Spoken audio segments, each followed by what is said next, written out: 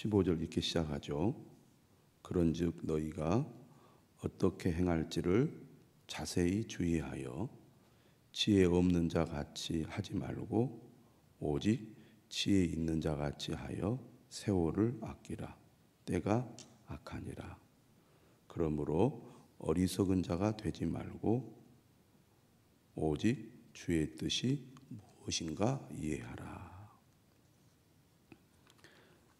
에베소서 후반부는 삶을 강조하고 있습니다. 믿음과 삶은 결코 분리되어서는 안 된다는 것입니다.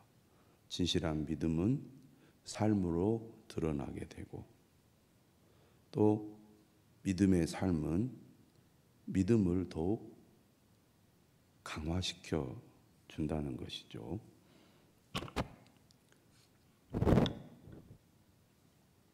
특별히 우리가 5장에서 살펴보면 어제 말씀에 어둠과 빛, 빛과 어둠을 대조하여 빛의 자녀들처럼 행하라 이렇게 말씀했는데 오늘 본문은 지혜 있는 자와 지혜 없는 자를 대조하여 지혜 없는 자 같이 행하지 말고 오직 지혜 있는 자 같이 행하라 이렇게 말씀하고 있습니다. 지혜롭게 생각하라 이렇게 표현하지 않고 지혜 있는 자 같이 행하라 이렇게 말씀하면서 행함을 강조하고 있습니다. 삶이 중요하다는 얘기죠. 그런즉 너희가 어떻게 행할지를 자세히 주의하여 우리가 살아가면서 즉흥적으로 행동하게 되면 반드시 후회하게 됩니다. 내가 왜 그렇게 했을까? 이렇게 했어야 되는데 라고 우리가 후회하게 되는데 어떤 일을 행할 때 감정적으로나 즉흥적으로 행동할 것이 아니라 항상 잘 생각하고 깊이 생각하여 마땅히 해야 할 행동들을 할 수 있도록 해야 된다는 얘기죠. 특별히 15절은 지혜 있는 자 같이, 다시 말하면 지혜롭게 행동해야 된다는 겁니다. 지혜롭게 행동하려면 자세히 주의해야 한다는 거죠. 어떻게 하는 것이 올바른 행동인지를 항상 생각하고 그 생각을 따라서 행동을 해야 된다는 거죠. 특별히 오늘 본문은 지혜 있는 자의 특징에 대해서 말씀하고 있는데요. 어떤 사람이 지혜 있는 자냐? 16절에 비춰보면 시간에 대한 올바른 이해와 태도를 가진 사람이 지혜 있는 자다라고 말합니다. 세월을 아끼라 이 말을 여러분들이 성경을 찾아보시면 뭐가 있냐면 그 주가 달려 있습니다. 그래서 헬라어로 기회를 사라 문자적인 의미로 세월을 아끼라는 구절의 뜻은 시간을 사다, 기회를 사다 이런 뜻을 가지고 있는데요. 이 말은 우리에게 주어진 시간이 제한되어 있기 때문에 최대한 빛의 열매를 맺는 기회로 삼아야 한다는 것입니다. 우리가 살아가면서 어떤 생각을 합니까? 시간이 정말 빠르게 지나간다.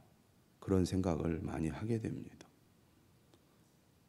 2022년이 시작된 지 엊그제 같은데 벌써 이제 9월의 중반에 왔습니다.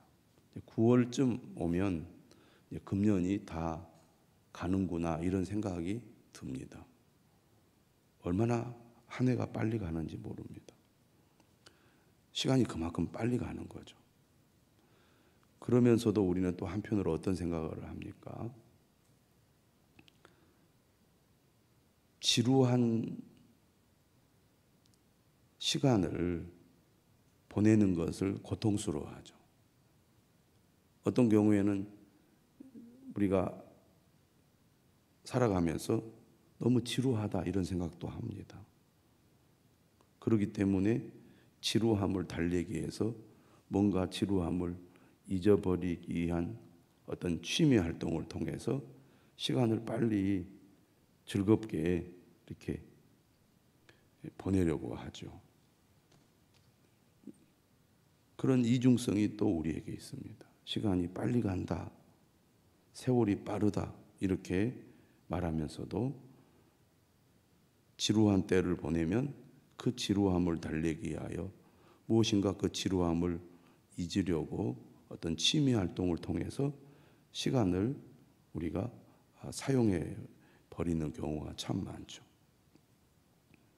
우리에게 주어진 날이, 우리에게 주어진 시간이 사실은 많지 않음에도 불구하고 의외로 우리의 시간을 허비할 때가 많다는 것입니다.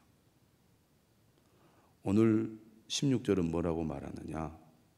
그러기 때문에 시간을 사라는 것이죠. 시간을 구하라는 것입니다.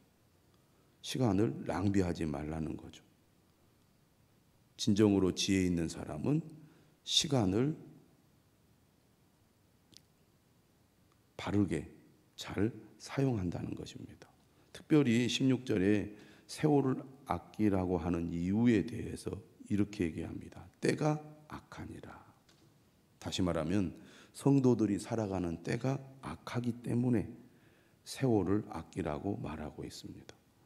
2장 2절 3절의 말씀을 보면 이 세상은 공중의 권세 잡은 자의 영향력이 지대하게 미친다고 말하고 있습니다.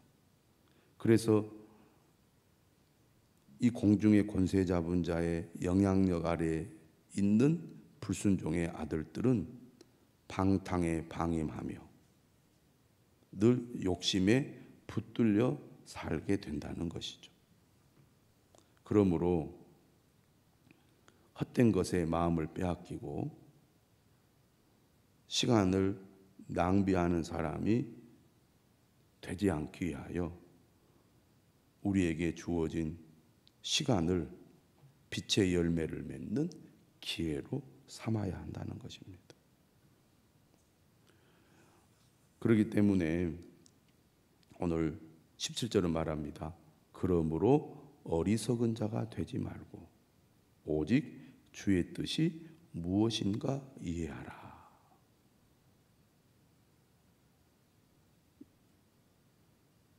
어떤 사람이 어리석은 사람입니까? 하나님의 뜻을 이해하지 못하는 자가 어리석은 사람입니다. 하나님의 뜻을 이해하는 자는 어떤 사람입니까? 지혜로운 사람이죠.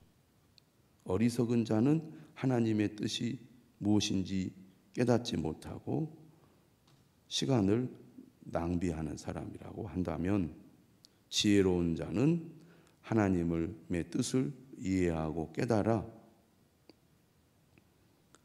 주어진 시간을 빛의 열매를 맺는 기회로 삼는 사람이라고 하겠습니다. 어제 말씀대로 빛의 자녀들처럼 행하라. 열매 없는 어둠의 일에 참여하지 말아라. 그렇게 말씀하고 있듯이 지혜로운 사람은 항상 주의 뜻이 무엇인지를 깨닫는 사람이죠. 이해하는 사람이죠. 그러므로 우리는 하나님의 말씀을 통하여 주님의 뜻이 무엇인지를 늘 물어야 합니다. 성령께서는 우리에게 지혜를 주셔서 주의 뜻이 무엇인지 깨닫게 하죠.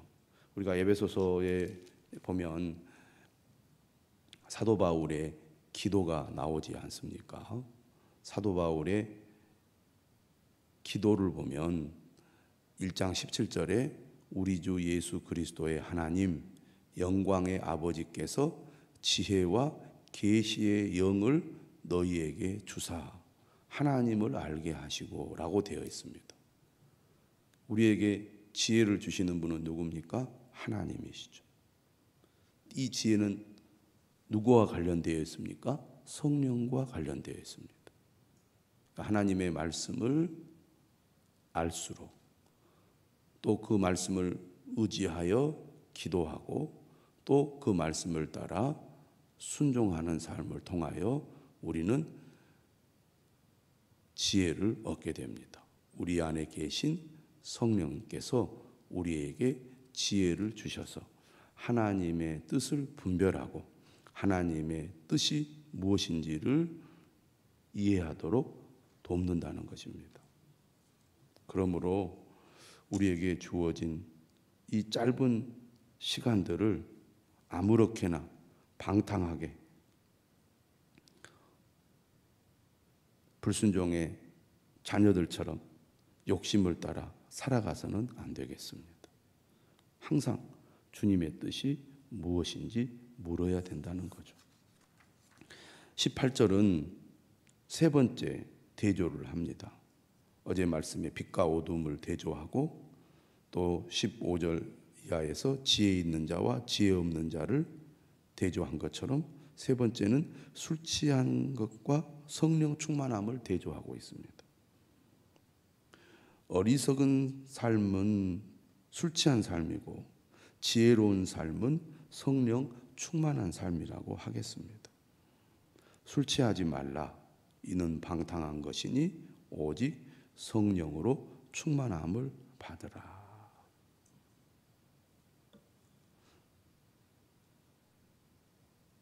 술 취하게 되면 우리에게 주어진 시간을 결국 허비하게 되고 우리의 마음을 술에 빼앗겨서 함부로 우리가 행동할 수 있는 사람이 되고 맙니다. 그래서 방탕하다는 것은 결국 내 삶이 질서가 없고 하나님의 말씀을 벗어나서 함부로 행동하게 되는 거죠. 이러한 삶을 우리가 살아가지 말고 오직 성령으로 충만함을 받으라. 15절에서 오직 지혜 있는 자 같이 행하라 이렇게 말씀하고 있지 않습니까? 18절에서는 오직 성령으로 충만함을 받으라 이렇게 말하고 있습니다. 믿음의 삶이란 이처럼 분명한 목적 또 분명한 선택이 있는 삶이라고 하겠습니다.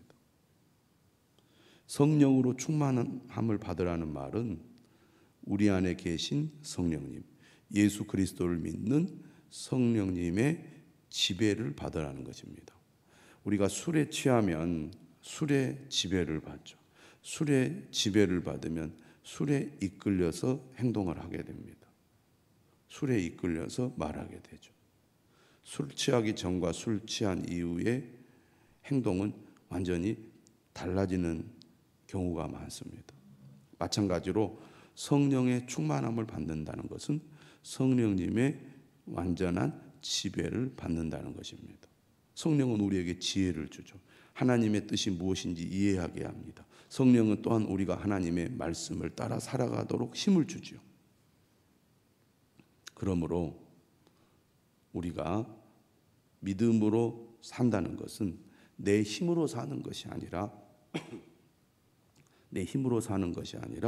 우리 안에 계신 성령님이 주시는 능력으로 살아가는 것입니다. 우리가 세상에 살아갈 때 믿음으로 산다는 것 쉬운 일이 아니죠. 그래서 성령의 충만함이 필요합니다. 그러므로 성령을 우리가 사모해야 되고 성령의 충만함을 구해야 되는 것이죠. 그러면 성령으로 충만을 받게 되면 어떻게 우리가 우리의 삶이 변화가 되고 또 우리의 삶이 어떻게 나타나느냐. 19절은 이렇게 이야기합니다. 시와 찬송과 신령한 노래들로 서로 화답하며.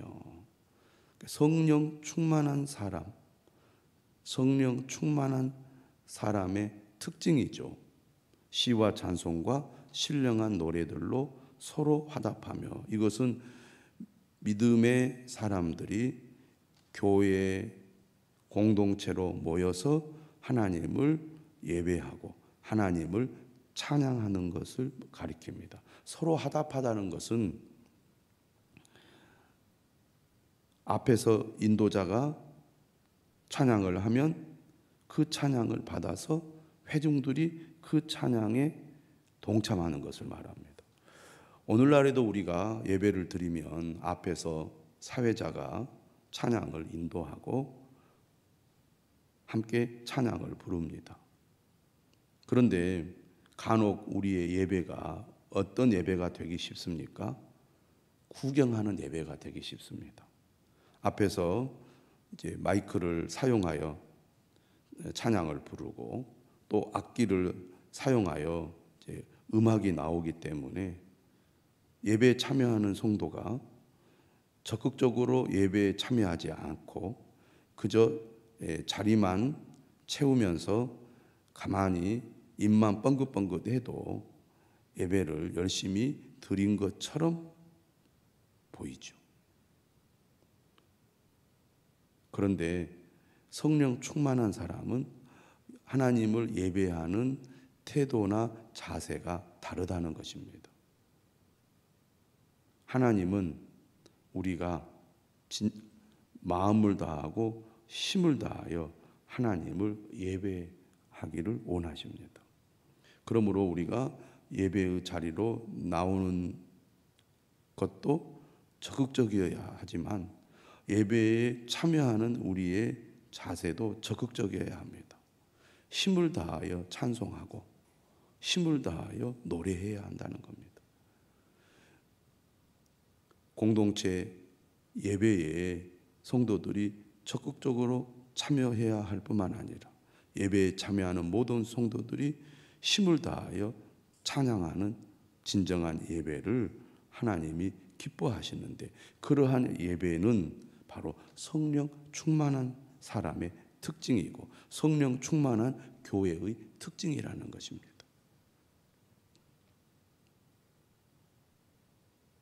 그 다음에 이렇게 얘기해요. 너희의 마음으로 주께 노래하며 찬송하며. 여기서는 마음이라는 표현이 들어가 있습니다. 그러니까 시와 찬송과 신령한 노래들로 서로 화답하며라는 것은 공동체가 모여서 하나님을 예배하는 것을 가리킨다면, 너희의 마음으로라는 것은 그 예배에 참여한 성도 각자가 진실한 마음으로 하나님께 노래하고 찬송하는 것을 가리킵니다. 그러니까 형식적인 예배, 습관적인 예배가 아니라 마음을 다하여 하나님께 노래하고 찬송하는 예배가 되어야 합니다. 하나님은 우리의 마음을 보시는 분이죠. 마음의 중심을 보시는 분입니다. 그래서 우리의 예배에는, 우리의 찬송에는 정성이 들어가야 한다는 것입니다. 그 다음에 20절은 이렇게 이야기합니다. 범사에 우리 주 예수 그리스도의 이름으로 항상 하나님께 감사하며, 항상 아버지 하나님께 감사하며. 이 역시 예배의 삶이라고 하겠습니다. 그러니까 지금 성령으로 충만함을 받게 되면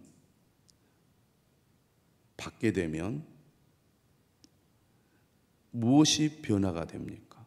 하나님을 섬기는 예배가 사실은 달라지게 되는 거죠. 성령 충만할수록 하나님을 찬송하고 하나님을 예배하는 삶이 달라진다는 것입니다. 그런데 그 찬송과 예배는 단순히 예배의 자리에서만 하나님께 찬송하고 예배하는 것으로 끝나지 않고 삶 전체를 통하여 하나님을 예배하는 삶으로 나타난다는 거죠. 그것이 감사합니다.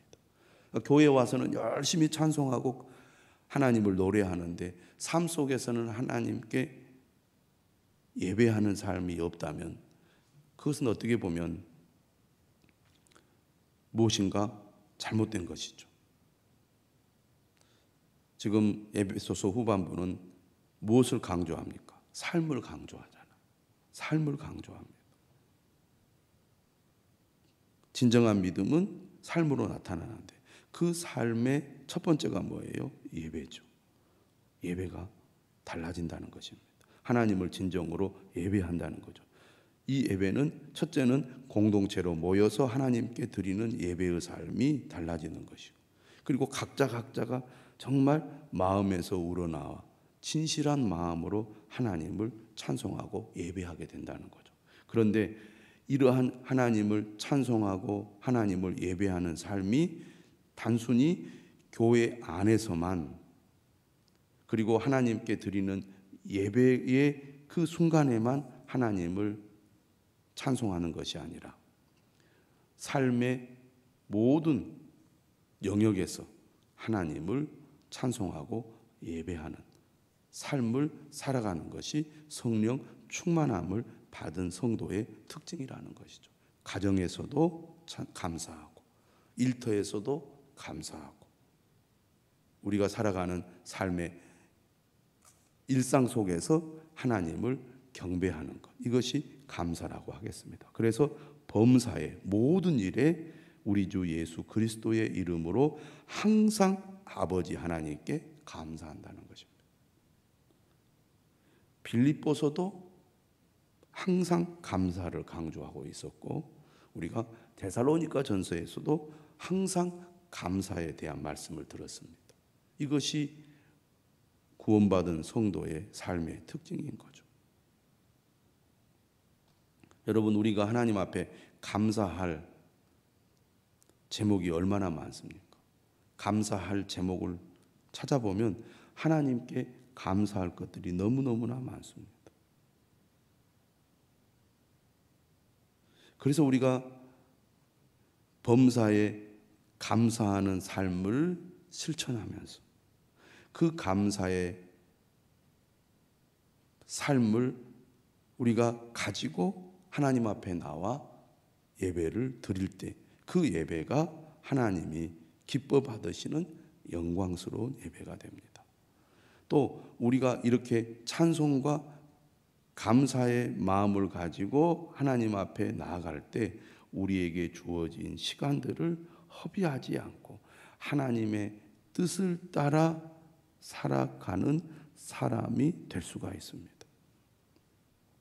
하나님께 진정으로 감사하는 사람은 하나님께 나와 예배를 드릴 때에도 그냥 예배를 드리지 않죠. 그냥 아무 생각 없이 하나님께 예배 드리지 않습니다. 정성을 다해서 예배를 드립니다. 정성을 다해서 예물을 드리는 것이죠. 그래서 구약 우리가 성경을 보면 하나님 앞에 예배를 드릴 때 빈손으로 나오지 말도록 하나님께서 명령을 하십니다. 자원하는 마음으로 감사의 예물을 드리도록 하나님은 명령을 하시죠. 왜냐하면 우리의 감사가 그저 형식적인 감사, 마음에도 없는 감사가 되지 않도록 하기 위해서 그렇습니다. 감사할 것이 많은데 그러면 우리가 어떻게 하나님께 감사를 표현합니까? 우리의 정성을 드림으로 하나님께 감사를 표현할 때 그 감사가 진정한 감사가 되는 것이죠. 감사가 없는 예배, 감사가 없는 삶이 되어서는 안 되겠습니다. 성령으로 충만함을 받은 사람은 이처럼 하나님을 찬송하고 하나님께 감사합니다. 그리고 마지막으로 21절은 이렇게 얘기합니다. 그리스도를 경외함으로 피차 복종하라. 성령 충만함은 다른 사람과의 관계에서도 변화된 삶으로 나타나는데 바로 그리스도를 경외함으로 피차 복종하는 삶을 실천한다는 것입니다. 성령 충만할 때 이런 삶의 변화가 일어난다는 것이죠. 그러므로 오늘 우리는 우리에게 주어진 이 제한된 시간을 허비하거나 또 욕심을 따라 불순종의 자녀들처럼 살아갈 것이 아니라 하나님이 우리에게 지혜를 주시는 대로 주의 뜻을 분별하여 살아가는 사람이 되어야 할 것입니다. 기도하겠습니다.